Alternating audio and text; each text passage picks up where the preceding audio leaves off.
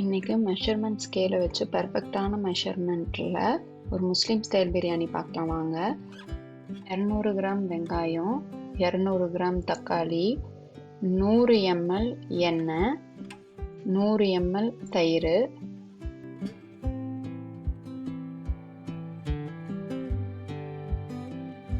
எண்ணெய் ஊற்றி எண்ணெய் சூடானதுக்கப்புறம் எல்லா கரம் மசாலா எல்லாம் இதில் போட்டு அதுக்கப்புறம் வெங்காயம் ஆட் பண்ணிக்கணும்.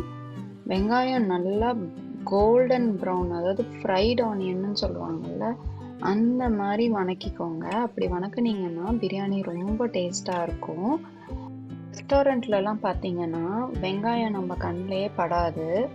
ஒரு கையளவு புதினா ஆட் பண்ணிக்கோங்க. அதுக்கப்புறம் 1 table spoon Kashmiri chilli powder. ஏன்னா ஆல்ரெடி நம்ம 2 பச்சை மிளகா சேர்த்திருக்கோம். உங்களுக்கு இன்னும் காரம் வேணும்னா நீங்கள் எவ்வளோ வேணால் சேர்த்திக்கோங்க.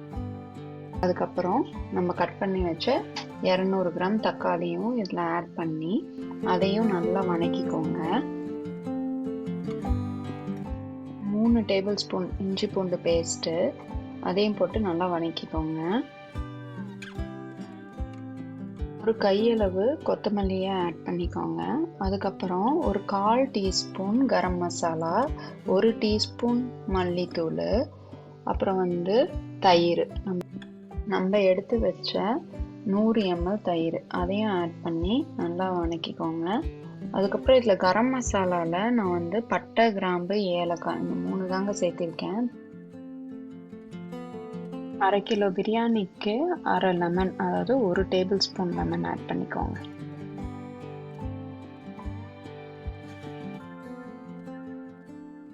சிக்கன் போட்டு அதையும் நல்லா கலக்கி வச்சுட்டு உப்பு போட்டு சிக்கனை ஒரு 20 மினிட்ஸ் வேக விட்டுருங்க.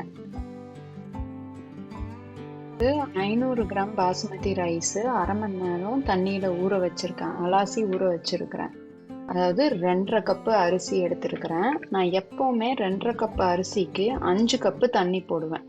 ஆல்ரெடி 1 கப்பு நான் சிக்கன் வேக வைக்கும் போதே அதில் 1 கப்பு தண்ணி இருந்தது. அதனால நான் 4 கப்பு தண்ணி இதில் ஆட் பண்ணியிருக்கிறேன். தண்ணி நல்லா கொதி வந்ததுக்கப்புறம் அரிசி போடுங்க.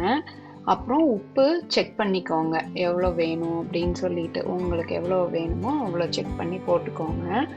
அதுக்கப்புறம் இப்படி நல்லா கொதி அரிசி நல்லா மேலே நல்லா தெரியும் போது 10 நிமிஷம் துணி போட்டு தம் விடுங்க. நான் கீழே பேனோ தவாவோ எதுவுமே வைக்கலைங்க, வெறும் வெள்ளை துணி போட்டு நான் அப்படியே க்ளோஸ் பண்ணி 10 நிமிஷம் தம் விட்டேன்.